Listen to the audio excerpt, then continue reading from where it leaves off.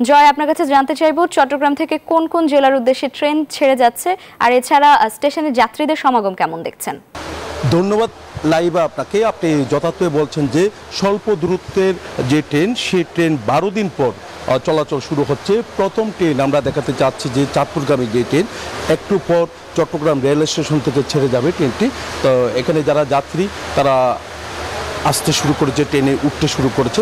তবে 12 দিন পর যেহেতু ট্রেন চলাচল শুরু হচ্ছে, তবে নিরাপত্তাটা তারা নিরাপত্তার চাদরে ঢেকে রাখবে। এমনকি ট্রেনের মধ্যেও পুলিশ বাহিনী, রেলওয়ে বাহিনী তারা কিন্তু সেখানে থাকবে বলে আমাদেরকে জানিয়েছেন। যারা যাত্রী তাদের সাথে একটু কথা বলতে চাচ্ছি। কেমন লাগছে এতদিন পর ট্রেন যাচ্ছে? অনেক ভালো লাগছে। আমরা নাঙ্গলকোট যাচ্ছি, আজকে অনেক দিন পরে নাঙ্গলকোটে যাচ্ছি।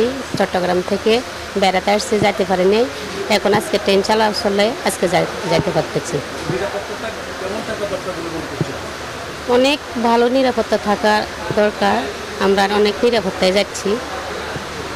যাত্রীদের অপেক্ষা কখন ট্রেন ছেড়ে যাবে, এইভাবে ধীরে ধীরে কিন্তু 9টা 45 মিনিটে চট্টগ্রাম থেকে ঢাকার উদ্দেশ্যে আরেকটি ট্রেন ছেড়ে যাবে, কর্ণফুলী এক্সপ্রেস নামে আরেকটি ট্রেন। আমরা একটু কথা বলতে চাচ্ছি আপনার সাথে। আপনি যাবেন কোথায়? আমি যাবো লাকসাম। এতদিন তো ট্রেনে করে যেতে পারেননি? এতদিন ট্রেনে যেতে পারিনি, অসুবিধা ছিল। এখন ভালো লাগতেছে, সরকার ভালোভাবে সুপরিকল্পিতভাবে নিরাপত্তা দিছে, খুব ভালোভাবে যাবো আর কি। এখন আইন শৃঙ্খলা বাহিনী তারাও সতর্ক অবস্থান আছে ট্রেনের মধ্যে। চট্টগ্রাম থেকে আজকে 3টি ট্রেন ছেড়ে যাবে ধীরে ধীরে বলে আমাদেরকে জানিয়েছেন। তবে 9টা 45-এ চট্টগ্রাম থেকে ঢাকার উদ্দেশ্যে একটি ট্রেন ছেড়ে যাবে। সেই ট্রেনে কিন্তু অনেক যাত্রী আছে, তারা অপেক্ষা করছেন কখন ট্রেনটি ছেড়ে যাবে। এই ছিল আমার এখানকার সর্বশেষ। ফিরে যাচ্ছি স্টুডিওতে লাইভের কাছে।